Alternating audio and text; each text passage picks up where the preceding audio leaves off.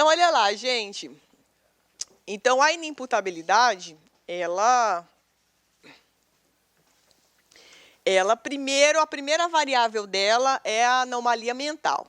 Então, voltando aqui, artigo 26, isento de pena, ou seja, vai sofrer uma medida de segurança, só não vai ter uma pena privativa de liberdade de locomoção, perfeito? Mas, veja, a pessoa tem que ser retardada no momento da ação ou omissão. Ah, meu amigo é retardado. Não é esse retardado, a pessoa é doida mesmo, no momento da ação ou omissão. E aqui você tem uma incapacidade absoluta. Por quê? Porque às vezes a pessoa ela é retardada, mas ela tem uma incapacidade relativa. Se ela é relativa, ela recebe pena, mas a pena dela vai ser diminuída. Então, olha a diferença. Então, se a pessoa ela tem essa anomalia mental, e dentro dessa anomalia mental, a incapacidade dela é relativa, então ela é uma pessoa meio que limítrofe, não sabe se ela é doida, se ela é certa, tem dia que ela está doida, tem dia que ela não está, tem gente que é assim, né? Você olha assim e fala, não sei, está doida, não está, bipolar.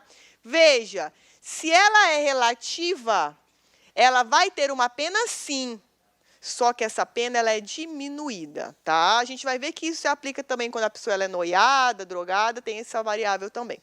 Então, veja, o inimputável, o que vai acontecer com ele aqui? Ele é denunciado, ele é processado normal assim, né? Na audiência a pessoa fica lá, igual louca, mas tem audiência, tudo normal. Só que no final ela vai receber essa medida de segurança. Então, por isso que aqui nós dizemos que é absolvição imprópria. Por quê? Porque não é absolvição, pô. A pessoa está lá no manicômio, então não é absolvição, ok? Lembrando, sempre que é impróprio, significa que não é aquilo ali e estão querendo nos enganar. É uma cilada. Então, a mesma coisa. Veja, se a pessoa ela é mais ou menos doida, a pena ela é reduzida de 1 a 2/3. Se em razão dessa perturbação, ele era relativamente capaz, tá? Aqui a redação vem, não era inteiramente, significa que ele é mais ou menos doido, tá? Ou de determinar de acordo com esse entendimento. Então, veja, se ele é mais ou menos doido, o que vai acontecer? Primeira fase, segunda fase, terceira fase. Fulano é doido, o juiz ele vai considerar isso aqui. Então, ele vai reduzir essa pena de 1 a 2/3, mas ele vai sofrer uma pena privativa, ele vai para a prisão. Só que ele vai ser beneficiado por conta dessa loucura dele, tá? Então, veja, se a anomalia mental ela ocasiona uma incapacidade absoluta, o que vai acontecer? Adalto neles. Ok? Então, a gente tem aqui uma absolvição imprópria. Se é uma incapacidade relativa, meu marido lá em casa, professora, minha esposa na TPM, diminui a pena.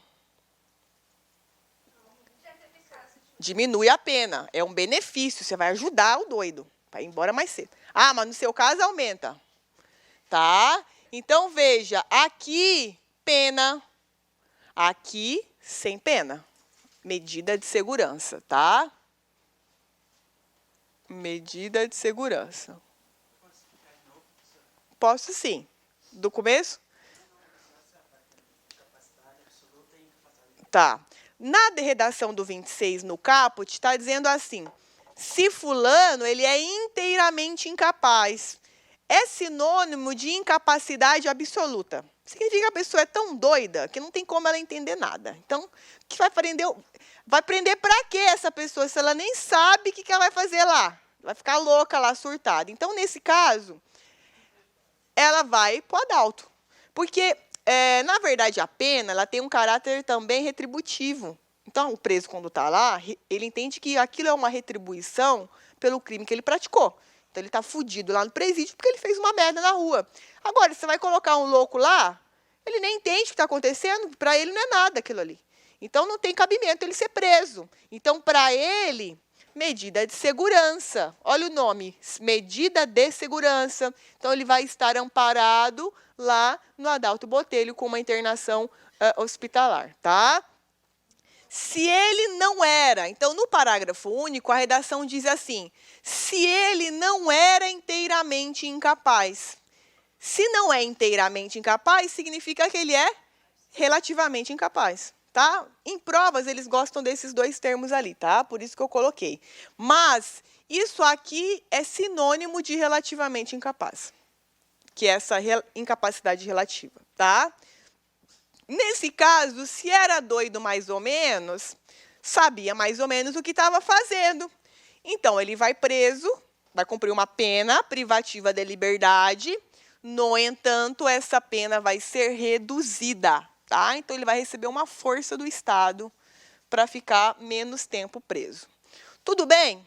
Então, essa é a primeira variável da inimputabilidade. Então, se eu digo para vocês assim, fulano é inimputável, a primeira forma pela qual essa inimputabilidade pode se manifestar é a anomalia mental. Então, a pessoa ela é doida. A segunda hipótese é em razão da idade, que é chamado de etária. Etária, também chamada em razão da idade.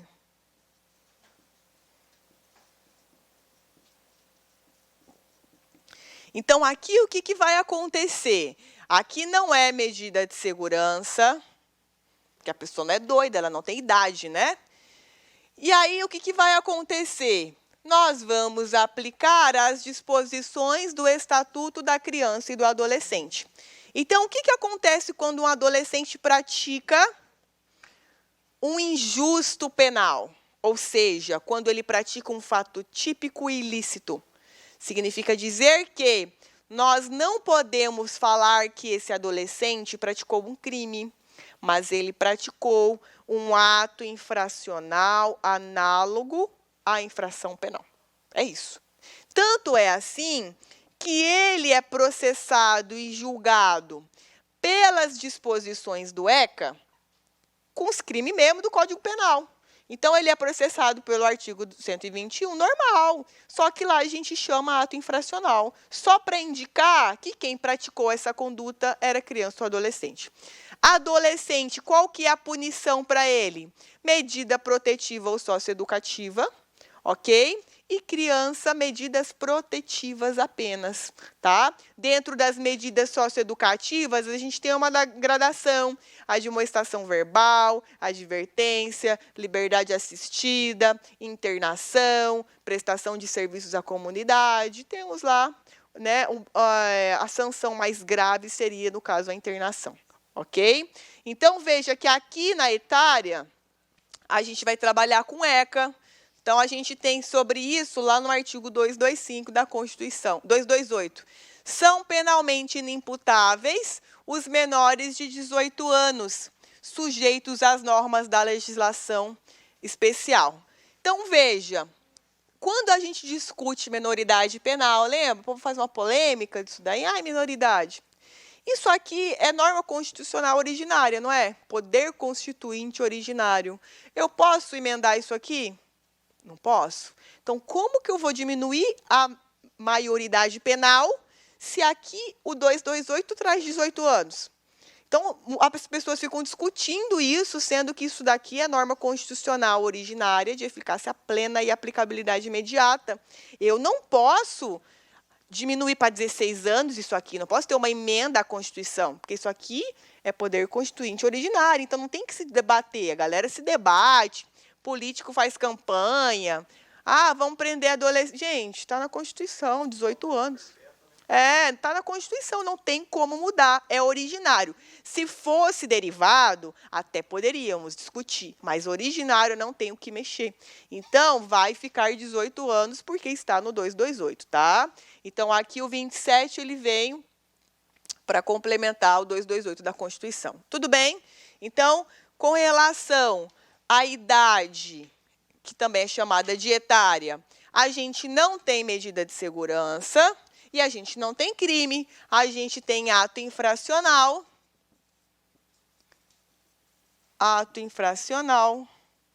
análogo à ação penal. Temos ato infracional análogo à ação penal. Ação penal não, me perdoa, infração penal. Doida. Aqui a gente vai aplicar o ECA. Calma, gente, que eu tenho prova domingo também. Tô na loucura. Tudo bem, pessoal? Agora, depois dessa, a gente tem, em razão da embriaguez. Essa daqui é bem legal. Crime é legal, gente? Claro que é, né? Embriaguez. Essa embriaguez, gente, primeira coisa, não é só álcool, droga, qualquer droga. Então, fulano estava noiado. Isso a gente vai trabalhar dentro da embriaguez. É uma embriaguez, tá? Então, qualquer uso de droga, a gente analisa dentro da embriaguez. Claro, quando isso foi criado, foi para álcool, né? Na década de 40 era a droga mais comum. Agora, hoje, a gente tem um monte de droga, tá? Então, esse é o primeiro detalhe da embriaguez. Veja, dentro da embriaguez, nós temos algumas variáveis. Embriaguez voluntária. Vou fazer o esqueminha depois. Embriaguez voluntária e acidental. Na voluntária, eu encho a cara e vou lá fazer merda. Na acidental, por uma situação alheia à minha vontade, um caso fortuito ou uma força maior, acontece de eu ficar embriagado. Então, veja, se eu tenho embriaguez voluntária, isso vai gerar um efeito. Se ela é involuntária, isso vai gerar outro efeito. Então, veja, não exclui a imputabilidade. Inciso 2, a embriaguez voluntária ou culposa. Então, veja, embriaguez voluntária ou culposa. Na voluntária, eu encho a cara para praticar o crime. Então, eu vou beber para matar uma pessoa, embriaguez voluntária. Na culposa, eu sou imprudente, bebo mais do que deveria. Ok? Então, na culposa, a rigor, eu não quero ficar embriagada. Eu acho que não vou ficar, mas aí, por uma negligência ali, ou uma imprudência, na verdade, eu bebo mais do que deveria. Então, de forma culposa, eu fico embriagada, ok? Eu fico lá drogada, tá?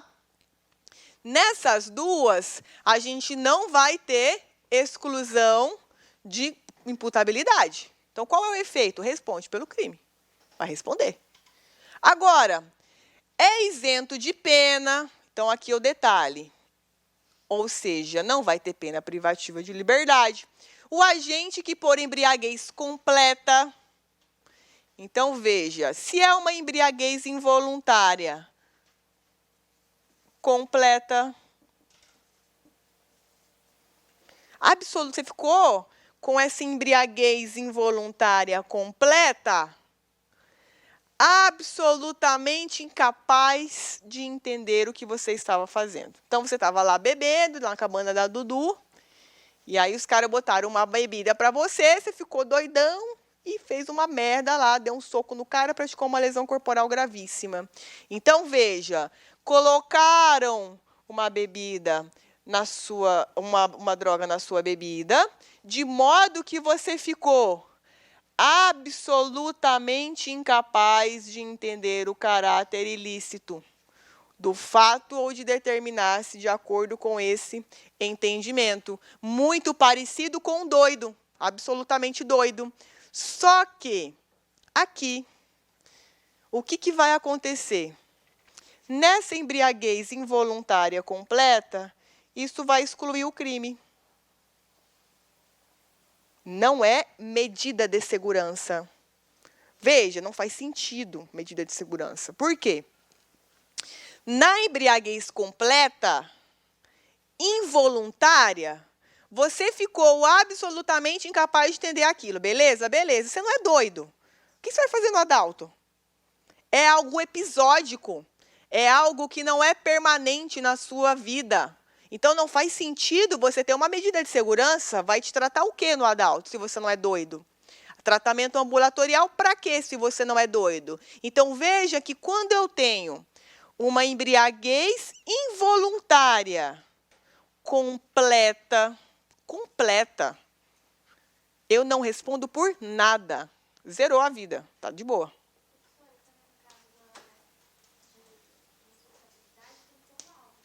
Tem laudo pericial de constatação de inimputabilidade ou insanidade mental. Tem, tá? Ou no inquérito ou durante o processo. Porque é uma prova. Ah, olha umas coisas, advogado passa vergonha na gente, esses advogados, né?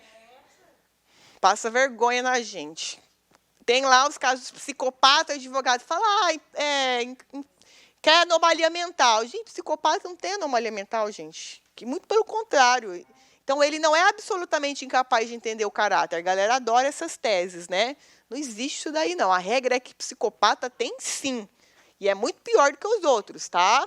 Então, porque inimputabilidade, nós estamos tratando de discernimento. Então, você acha que o psicopata não tem discernimento? Tanto ele tem que o negócio é tão bem feito que ele fica 20 anos matando e ninguém sabe. Você acha que ele não sabe o que ele está fazendo? Então, a regra é, psicopata não é inimputável, ele é imputável sim, tá? Então, veja, nessa embriaguez, é isso que cai muito em prova. Se ela é uma embriaguez involuntária completa, não tem crime, está zerado, não vai responder por nada. Essa inimputabilidade, ela derruba a culpabilidade. Essa derruba. A primeira não derruba.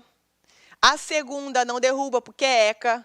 A terceira, que é essa, ela vai derrubar a culpabilidade. Aí, aqui, excepcionalmente, a pessoa não responde por crime. Agora, se, por exemplo, a pessoa, de forma involuntária, ficou com uma embriaguez incompleta, ou seja, você estava a vida louca, porém, estava sabendo mais ou menos o que estava fazendo. Qual é o efeito? Diminui a pena, exato. Igual o meio doido. Diminui a pena, reduz a pena. Que está lá no parágrafo 2º. A pena pode ser reduzida se o agente por embriaguez proveniente de caso fortuito ou força maior não possuía plena capacidade. Significa o quê? Relativamente incapaz. Qual é o efeito? Aqui é a mesma coisa do doido. Por quê? Porque ele sabia mais ou menos o que ele estava fazendo. Então, aqui faz sentido você aplicar uma pena para ele. Agora, na primeira hipótese, que é a completa, não faz sentido, porque você, primeiro, não é doido, e segundo, que você não deu causa àquilo que aconteceu com você. Então, não tem como aplicar uma medida de segurança para você, e muito menos uma pena privativa de liberdade, algo meio por um senso comum. Então, por isso, nesse caso excepcional, você não vai responder por nada. Tudo bem? Então, essas são as primeiras variáveis da embriaguez. Então, veja aqui esse quadrinho que eu trouxe para vocês com a embriaguez patológica também, tá? Então, veja, se ela é acidental, que também é chamada de involuntária,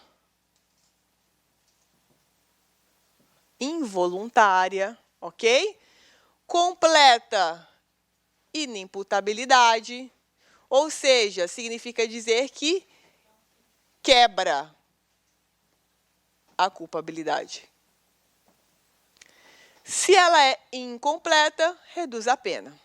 Se ela é não acidental, então você encheu a cara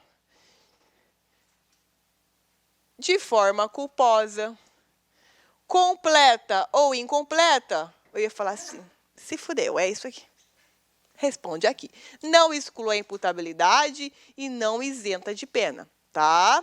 Se é uma doença, aí aqui entra noiado, alcoólatra, ok? Então, se é uma patologia essa embriaguez. Se ela é completa, o que você vai fazer? Vai tratar como doido. Então, se é uma embriaguez que é uma patologia, Então, a pessoa ela é dependente química. Então, ela rouba, pratica violência com grave ameaça, subtrai para usar droga. Todo dia. Então, ela sai hoje, amanhã ela faz a mesma coisa, todo dia. Viciado. Então, o exame toxicológico vai lá atribuir alto grau de dependência química. Nesse caso, qual é o tratamento? O mesmo do doido. Vai aplicar o quê? Tratamento e uma clínica de reabilitação, uma internação, tá? Se ela é incompleta, meio dependente, reduz a pena. Então, veja, na embriaguez patológica, você vai dar o mesmo tratamento que a anomalia mental. Na embriaguez patológica, é o mesmo tratamento da anomalia mental. Mesma coisa. Só que aqui é claro, né? A internação não vai ser no adulto, né? A pessoa já vai para uma clínica lá de reabilitação. Tá? A gente tem parcerias com o poder público de instituições que recebem essas pessoas. E na pré-ordenada, em que você enche a cara para se encorajar, ou completa ou incompleta, ela vai agravar a pena. É muito pior do que a voluntária ou culposa. Porque aqui na voluntária você vai falar assim, vou encher a cara porque eu quero ficar loucão. Ou loucona, vou ficar bagulho muito louco, vou ficar louca aqui. Bagulho muito louco, vou ficar louca aqui. Bom, você fez merda, você tá aqui, tá? Aqui não exclui nada. Não exclui. Responde. Então, você tá lá, bagulho muito louco, vou ficar muito louco. Aí depois fez uma merda, tá aqui. Ou na culposa, imprudente, foi bebendo achando que estava arrasando e estava muito louco já, mas não sabia, e fez uma merda. A mesma coisa, responde por crime, não exclui nada, sua vida não vai mudar. Na pré-ordenada, você vai encher a cara, pré-ordenada. Então, você vai para o bar para encher a cara para fazer merda. Você já sabe, é para isso que você quer ali, criar uma coragem, tá? Geralmente, crimes passionais. Então, a pessoa enche a cara e vai lá e mata a outra, né? Fica encorajada. Aí aqui aumenta a pena, não exclui nada. Tudo bem? Então, em prova, o que eles gostam de colocar aqui? Isso aqui, exatamente isso. Você fica assim, como assim não responde por nada? Não responde por nada. Porque a pessoa não é doida e foi sem querer, o que ela vai fazer? Ok? E veja, essa patológica é o mesmo tratamento que a anomalia mental. Porque lida com discernimento também. Tá? E aí, na voluntária ou culposa, responde normal, não vai mudar nada. Mas o que cai mais é anomalia mental e embriaguez involuntária completa. Tudo bem, pessoal? Alguma dúvida até aqui? Só uma dúvida no ECA lá. Tudo que envolve criança e adolescente vai para o ECA. Sim. Nós temos tudo que envolve criança ou adolescente, a gente tem pontos especializados de atendimento e uma vara especializada que cuida de tudo. Exatamente, civil ou criminal. É um juiz que julga tudo, tá?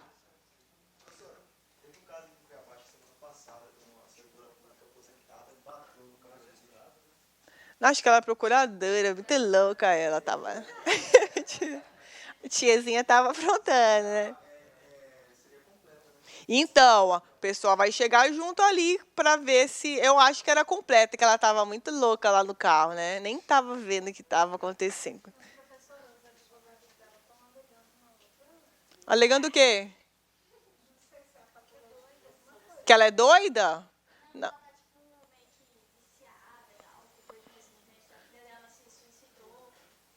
Então eles estão querendo alegar essa embriaguez patológica. Para dizer assim, ela é alcoólatra. Né, a tese, as defesas da vida, né?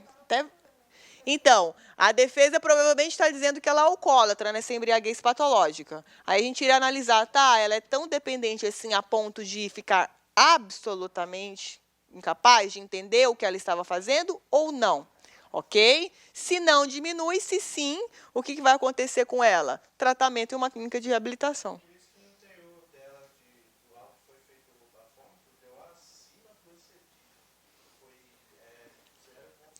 Agora sim, gente, é muito complicado conseguir colocar essa patologia. Por quê? Porque a defesa alega isso, mas você vai ver, ela nunca foi uma clínica, ela nunca entendeu, nunca se tratou, e agora vão alegar que ela é alcoólatra. Então tem que ter prova que já frequentou, que já foi ao hospital.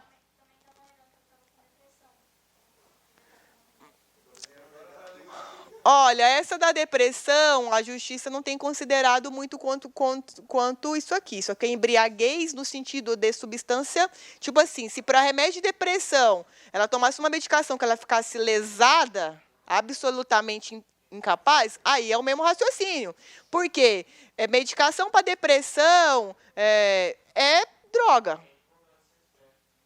Tem que ver se o advogado é bom, mas pelo visto já estou vendo. Então, mas se ela estava. Mas aí você tem que ver. É muito difícil. Para você ter um remédio de depressão que a pessoa fica lesada, tipo assim, absolutamente incapaz, é um negócio assim muito pesado. Não, mas nem todo tarja preta ele causa isso, essa debilidade.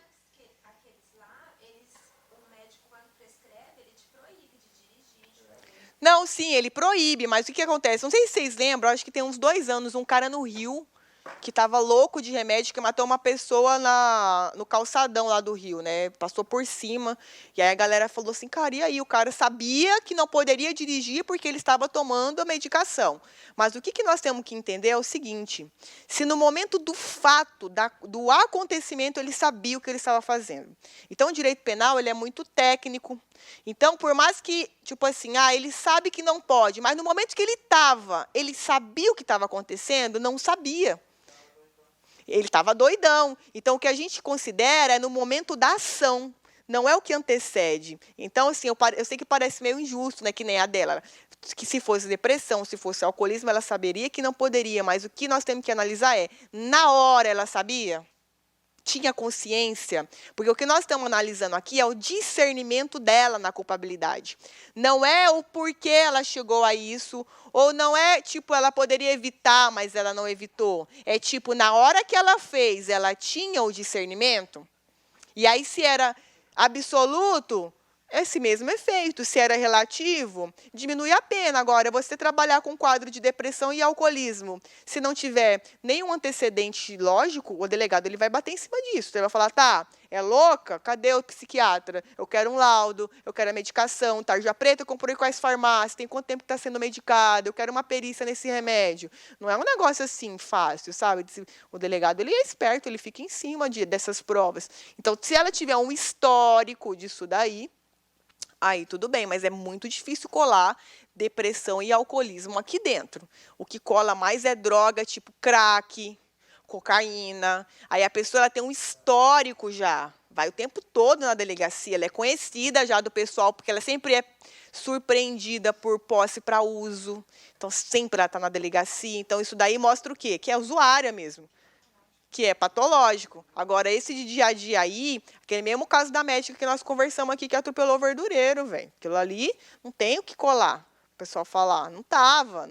Tinha ali, conseguiu tanto dirigir que foi para casa depois, lá, tranquila, passou na guarita, não bateu em ninguém, não deu murro, ficou louca, não matou mais ninguém. Depois de atropelar, ainda teve tranquilidade para dirigir na via pública e ir para o condomínio. Ninguém percebeu a alteração dela no condomínio, os caras da guarita, passou lá como motorista comum. Então, tipo assim, não dá para colar essas versões, né? Porque advogado, às vezes, fica, né, ali no calor e quer a todo custo defender, mas isso daqui é muito difícil de conseguir derrubar.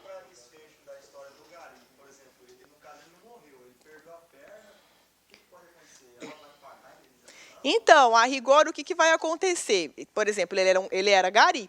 Então, o que a gente pode, o que ele vai fazer, provavelmente, né? Ele vai ingressar contra ela na esfera civil e pedir uma indenização por ato ilícito. Porque esse crime ali também ofendeu ali a integridade física dele. Então, nesse caso, ela provavelmente vai dar um pensionamento para ele de uma idade hipotética, acho que do IBGE até 75 anos, daquilo que efetivamente ele deveria e receberia como gari. Então, é feita uma estimativa daquilo que ele deixou de ganhar em razão do acidente. É todo um trâmite assim bem pesado, sabe? Já debita automático. Mas isso daí você pode esperar aí uns 5, 10 anos, 8 anos de processo. Se os advogados dela forem bons, É isso daí que vai acontecer, mais ou menos, né?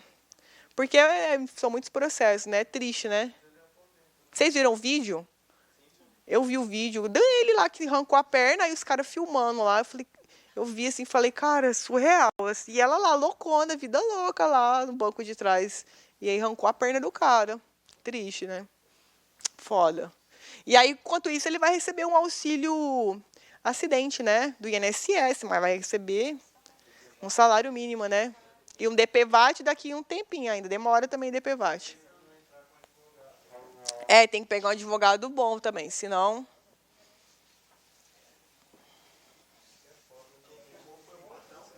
O patrão?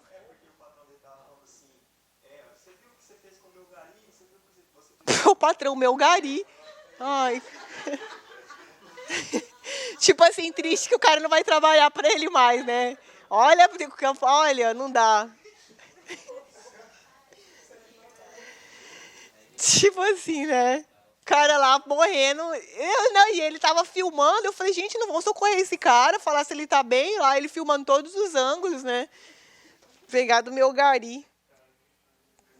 Tipo assim, nunca mais ele vai arrumar um gari desse. Pô, o cara...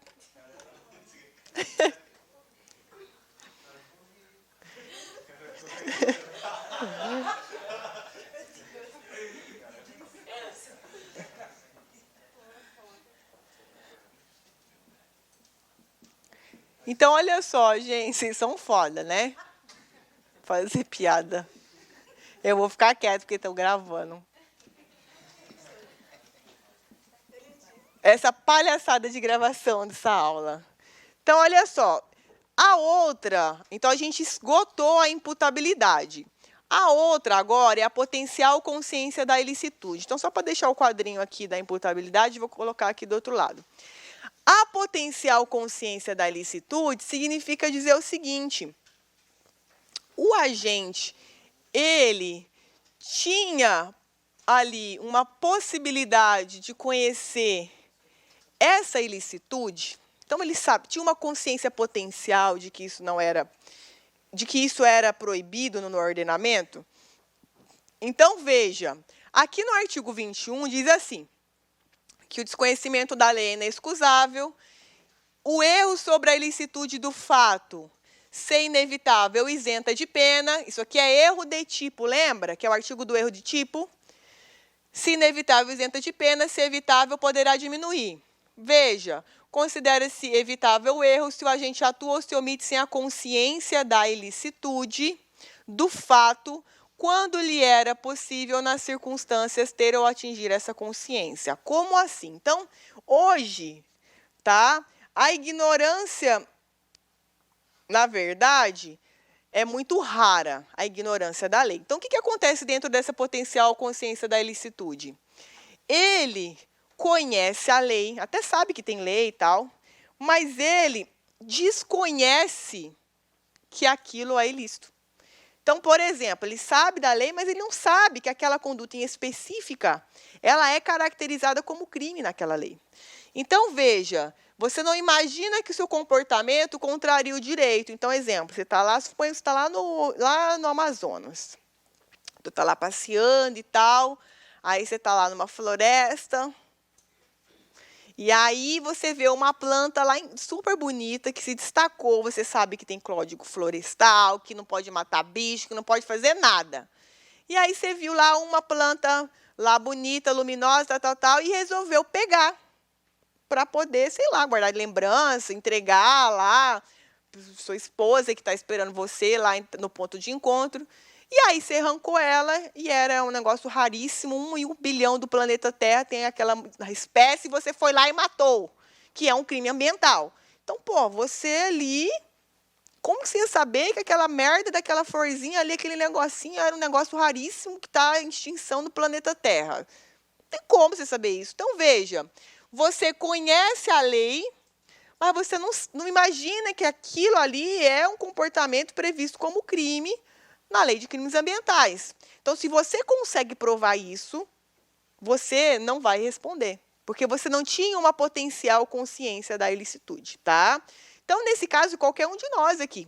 Então, por exemplo, você está lá Mas acho que pescador sempre sabe, negócio de peixe, que é raro, que não é, né? Sei lá, vamos numa pescaria lá e tal, aí a gente pescou um peixe incrível e tal. Quando a gente foi pegar, pegou e tal, veio a barreira. Aí os caras falaram, olha, isso aqui é um peixe raríssimo, minha filha. Você tá fodida, tá raríssimo. Isso aqui, você praticou um crime ambiental, gente. Você não sabe, você sabe que tem o código, você sabe tudo, mas você ali não sabia que pegar um peixe num período permitido, um negócio raríssimo, ia ser crime. Então, veja, se eu, no seu lugar, soubesse disso, aliás, se eu, no seu lugar, tivesse feito a mesma coisa, qual é o efeito? O mesmo do erro de tipo, não é? É o erro de tipo essencial. Então, veja, se nós, no lugar dessa pessoa que matou essa planta raríssima, esse peixe raríssimo, tivéssemos feito a mesma coisa, a gente não responde por nada. Agora, se é algo que a gente deveria, pelo menos, desconfiar, responde a título de culpa, se tiver previsão legal. Existe matar peixe sem querer, culposo? Com certeza não. Então, você não vai responder, ok? Ah, matei uma planta sem querer. Existe no Código Ambiental? No Código Ambiental eu sei que não tem, mas tem um crime lá que se você, por exemplo, tem uma planta lá na praça e você sem querer pisa lá em cima, é um crime nessa planta. Tem um negócio lá assim. Mas plantas normais que não estão em enfeite em praça, isso daí não é crime. Tá? Existe esse crime culposo ambiental. Então, você está lá numa praça, você pisou no negocinho lá, esmagou uma florzinha, é um crime ambiental lá na lei de crimes ambientais, não pode, tá? Agora, muitas vezes você ignora tanto a lei quanto a ilicitude. Então, você não sabe que tem lei, muito menos sabe que aquilo ali seria ilícito. No primeiro caso, você sabe que tem a lei, mas você não imagina que aquilo seja proibido. Aqui não, você não sabe nem da lei e muito menos da proibição. Veja, qual é o efeito? O mesmo do erro de tipo. Se você, no lugar dessa pessoa, tivesse agido da mesma forma, você perdoaria? Ah, perdoaria. Então, não responde por nada. Ou não, deveria ter tido uma diligência. Responde a título de culpa, tá? É o mesmo raciocínio do erro de tipo, tá? Então, veja, dentro dessa potencial consciência da ilicitude, o que cai na sua prova, de verdade, é o erro de proibição, tá? Veja, no erro de proibição, lembra que a gente viu o erro de proibição indireto? O erro de proibição fica aqui dentro, que ele exclui essa potencial consciência da ilicitude, que é diferente do erro de proibição indireto,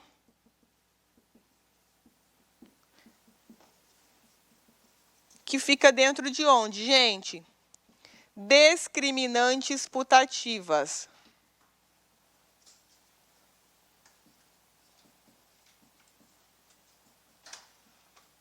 Ou seja, você acha que está em legítima defesa quando você não está. Isso é erro de proibição que fica dentro da ilicitude, tá bom?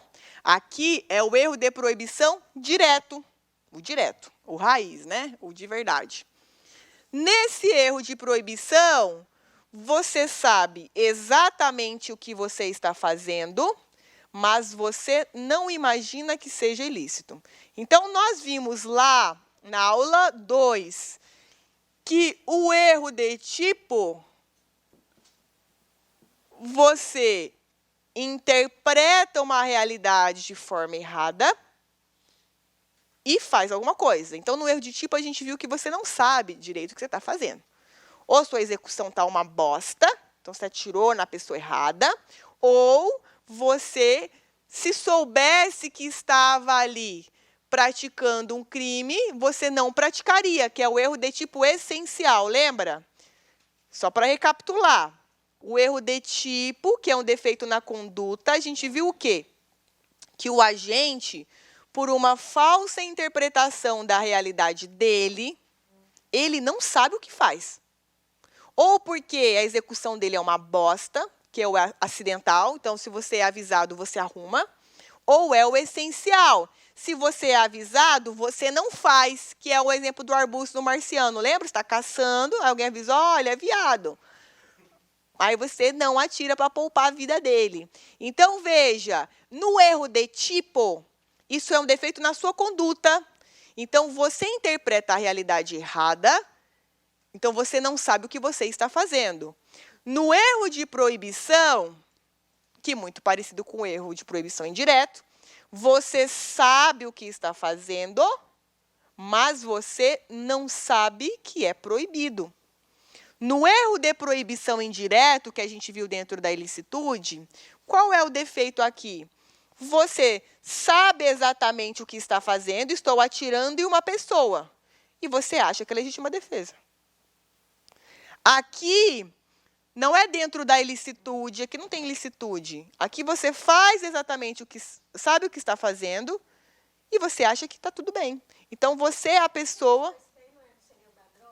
O da droga, que eu vou falar aqui. Mas você tinha falado, você deu como exemplo no indireto, não foi? Não, dei um exemplo do erro de proibição de forma geral, aí depois eu entrei no indireto. Calma aí, não, calma, porque isso aqui é difícil. Calma, não. Olha só, na droga, quando eu estou lá com a droga e venho para o Brasil, eu não estou trabalhando dentro das excludentes de ilicitude, lembra? Eu não estou trazendo droga em legítima defesa, estado de necessidade. Esse erro de proibição lá no mundo da ilicitude, que está dentro de uma das 5 hipóteses. Então, você faz uma merda dentro das 5 hipóteses achando que você pode fazer. Então, eu mato achando que estou em legítima defesa, em exercício regular, em estrito cumprimento. Então, na verdade, você sabe exatamente o que está fazendo e você acha que está amparado dentro de uma das 5 hipóteses. É que eu dei o exemplo da droga, que eu vou falar dela de novo aqui, para vocês entenderem que no erro de proibição, que é o gênero, você sabe o que está fazendo perfeito. Mas, na verdade, você acha que aquilo não é proibido, que é com relação ao sexo, lembra a autorização do estupro, posso transar com minha esposa, porque ela é casada comigo, então você sabe que está transando contra a vontade dela, mas você acha que está em um exercício regular do direito de casado. Tudo proibição, porque é proibido, mas você acha que pode.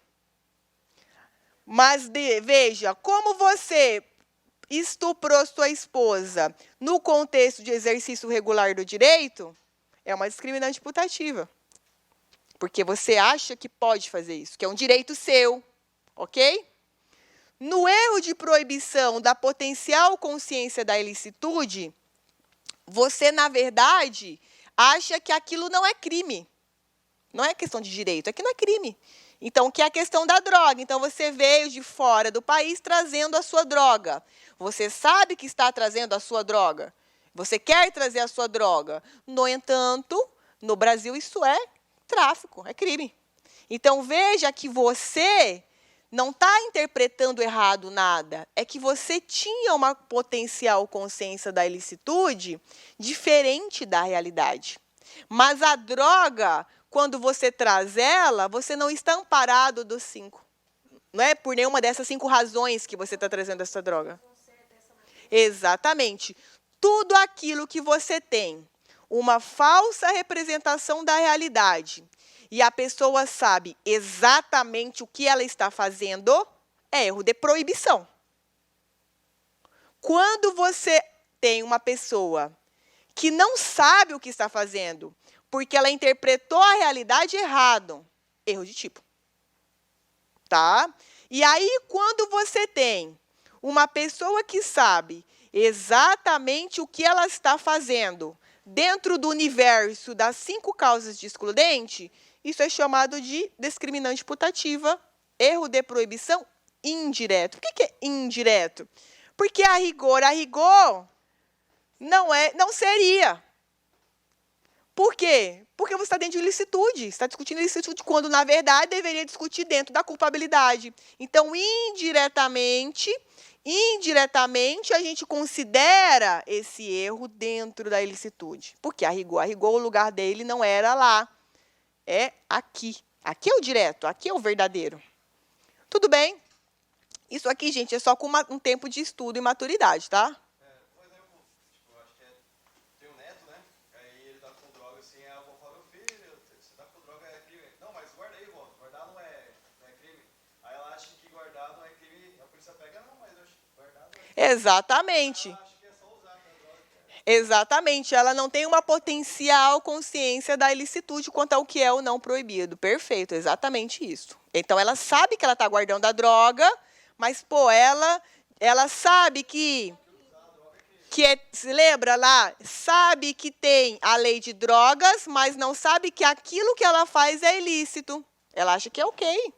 E aí ela faz. Deu até uma questão de ambiental, de algum passarinho, alguma coisa assim, de prejudicar causar aquela situação, mas não é crime. Tipo, tá lá. Porque você não consegue saber tudo que tá. Exatamente. Às vezes você comete um trem E você não imagina. e erro de proibição. Sim, mas veja, é que é uma variável daquele artigo da desconhecimento da lei. Lembra que lá no desconhecimento a gente colocou, ou eu tenho a lei e eu desconheço que aquilo é crime, ou eu desconheço o crime e desconheço muito menos que aquilo que eu estou fazendo é crime. Então, isso está dentro desse universo aqui do erro, tá? Dentro desse mundo da potencial consciência. Pode, mas você não pode criar uma premissa. Tipo assim, sempre que for desconhecimento da lei é erro de proibição. Porque não é. Às vezes eu só pratico algo achando que é algo normal, que não é algo permitido. Muitas vezes você nem chega a fazer essa associação. Então, por exemplo, você está lá na Amazônia, você arrancou uma árvore. Você não pensa na hora, tem uma lei ambiental e isso aqui não é crime. Você simplesmente pegou. No erro de proibição é mais ou menos assim. Eu sei exatamente que eu pego essa planta e eu sei exatamente que isso não é crime. Então, você faz uma associação na hora, do que simplesmente quando a gente vai lá e pega a planta, é aquela primeira hipótese. Tem uma lei, mas a gente não imagina que isso seja crime. Então, você não pode criar sempre essa regra, senão... Mas veja, o que vai cair na sua prova dentro da potencial é sempre o erro de proibição, tá? E quando você lê as questões de prova, você meio que vai ser induzido, assim. Ou é sempre erro de tipo ou erro de proibição. E aí, quando eles querem dificultar muito, eles colocam isso. Mas para vocês terem uma ideia, caiu isso aqui na minha prova que eu fiz... isso aqui caiu na minha prova que eu fiz para a MP... Segunda fase, assim, isso aqui nunca que vai cair na prova de vocês, mas eu já trouxe, porque, que nem o colega falou, professora, legítima defesa putativa, tá? Nesse universo aqui, tá? É porque, às vezes, o que acontece? Quando os cursinhos dão muito superficial, o aluno não consegue fazer uma ligação da lógica. E aí fica mais difícil para vocês decorarem as coisas. Então, quando você entende, fica mais fácil, eu acho, de entender. Então, por isso que absorver. Então, por isso que eu trago nesse grau de profundidade, porque eu consigo fazer essas ligações com vocês, entenderam? Então, erro de proibição indireto é isso aqui, que é uma variável, porque o que é verdadeiro é isso aqui. Por isso é chamado indireto. Porque está dentro de um pilar que não deveria estar, mas, por força do artigo 21, ele está. Tudo bem, pessoal? Mas isso aqui só com o tempo vocês aprenderem. Povo de direito não sabe isso aqui, gente. Povo formado não sabe isso aqui. Como é que funciona assim, quanto ao julgamento de uma pessoa que está transportando semente de maconha, vamos supor? Então, a gente até teve uma decisão recente do STF, se salvo engano, no sentido, era um HC concedendo a ordem de soltura de uma pessoa que estava com semente de maconha. Porque a semente em si, ela não tem o princípio ativo da droga. THC, não tinha o princípio ativo, então não era uma substância entorpecente para fins de crime da lei de drogas. Então, foi... Parece que o Silas falou contra, porque ele entra como matéria-prima. Deixa eu até olhar aqui, eu não lembro. Eu acho que não, acho que é o contrário. Porque a planta não tem o princípio Não tem. Mas você pode ser ela fizer lavoura, né? Vai no matéria. Cai no mesmo contexto do maquinário, né? Dá pra fazer a lavoura. Ah, vamos ver aqui.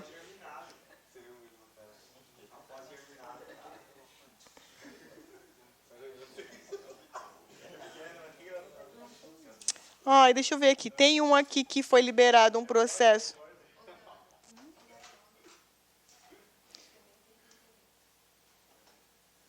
Ah, não, vamos ver aqui. Tem um aqui sobre importação de pequena quantidade de...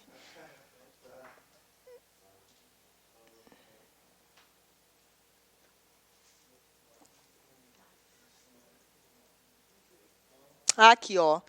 Ainda bem, a gente estava ficando doido. Em setembro, o STF decidiu que 2 pessoas não devem ser processadas por terem importado pequena quantidade de sementes de maconha.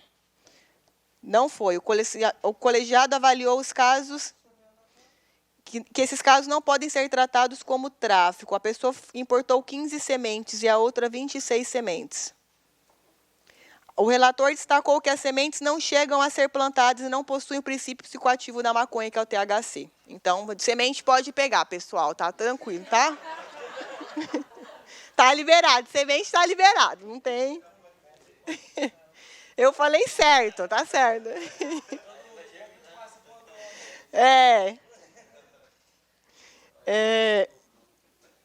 Esse ano eu fui na praia, fui numa ilha lá em Boipeba, fica perto de Morro de São Paulo. Gente, sem brincadeira, lá é cultural o povo fumar maconha. Aí tinha um cara lá, aí ele falou assim, cara, o cara tinha 70 anos, parecia que tinha 50. Um tiozinho assim, eu falava, cara, como o cara tá inteiro. Ele, antigamente eu fumava muito, agora eu reduzi quase pela metade. Aí eu pensei assim, o cara deve fumar uns 2, 3, né? Hoje eu fumo 15 por dia. O quê? Tipo, aí ele, eu trabalhava tal e fumava muito. Aí eu pensei, agora o cara tá com 2, 15. Eu falei, como assim? Aí eu falei, mas gente, lá é um lugar que você só chega de barco. Aí eu tava numa ecopousada lá. Aí eu falei, gente, como que vocês conseguem tanta maconha assim? Porque, cara, não dá. Aí ele falou, chega aí. Cara, juro por Deus que eu vi um pé desse tamanho de maconha lá. Eu falei, cara, se a polícia vir aqui e tal. Ele, Aí ele falou, se a polícia vir aqui levar a ilha toda, né? Porque lá é cultural. Aí, tipo, eu nem sabia. Porque, olha, eu sou tão burra, né? Que eu pensava assim, como que vai fazer a maconha, né? Aí, eles matam a planta, né? Mata a maconha lá, o pé, aí seca. É um negócio, tem um lugar para secar, moe essa maconha. E antes eu era tão burra, eu pensava assim, sei lá como que fumava, né? Pegava ali, amassava, e não, todo um processo artesanal. Aí lá eles são super cultural. Então, por exemplo, esses caras lá, a rigor, se brincar, eles estão no desconhecimento da lei. Tipo, sabe que tem tráfico, mas não sabe que aquilo ali, para ele, é crime, plantar. Na cabeça dele, ele acha que pode. E todo mundo lá, porque é algo muito comum. Então, assim, é questão cultural, né? Mas para vocês verem que ele, nesse caso, não tinha potencial consciência nenhuma. Erro de proibição. Ele acha que, se ele plantando a maconha dele, tá de boa lá na casa dele, no fundo da casa dele. Então, é um caso de potencial consciência, tá? Mas olha só, na aula que vem eu vou ver se eu acho algumas questões de erro de proibição e erro de tipo, tá? Mas isso aqui é muito aprofundado de verdade, não se preocupem com isso agora, tá? E aí, a última causa de excludente da culpabilidade é a exigibilidade de conduta diversa, que está lá no artigo 22. Então, aqui a gente tem a inimputabilidade, essa aqui que é a mais problemática, potencial consciência da ilicitude, e aqui no terceiro, exigibilidade de conduta diversa.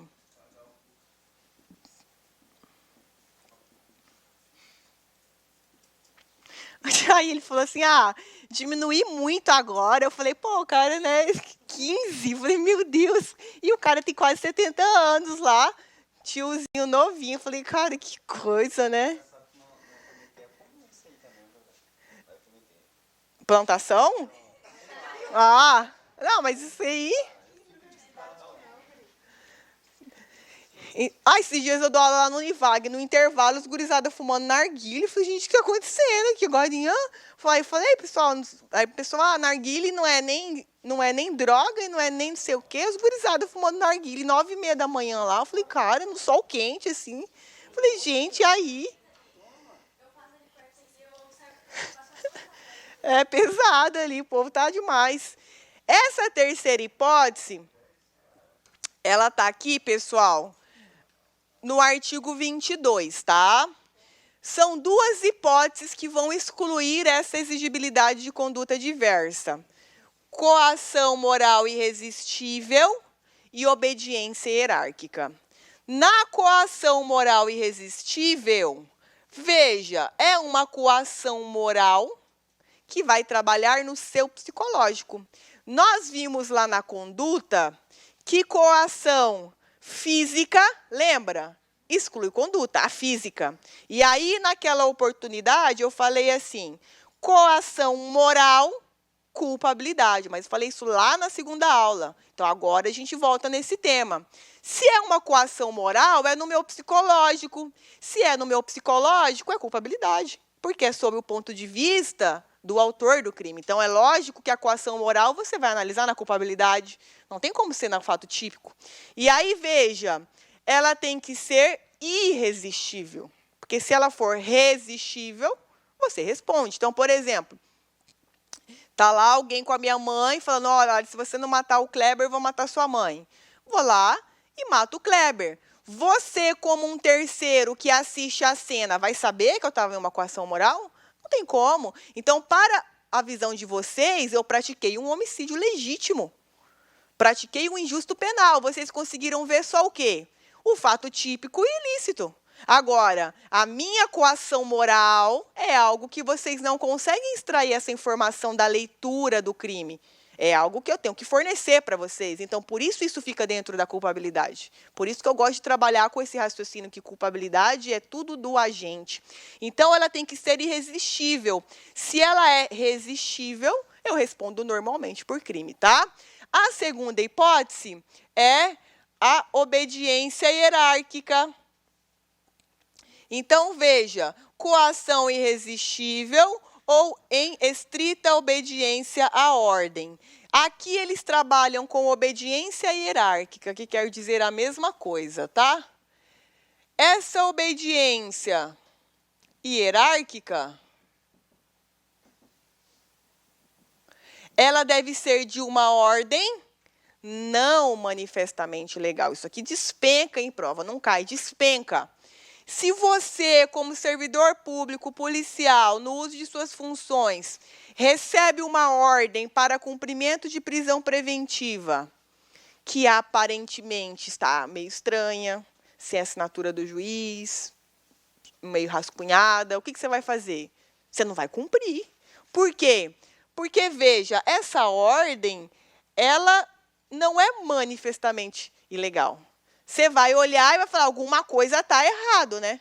Alguma coisa está errada. Então, o que você vai fazer?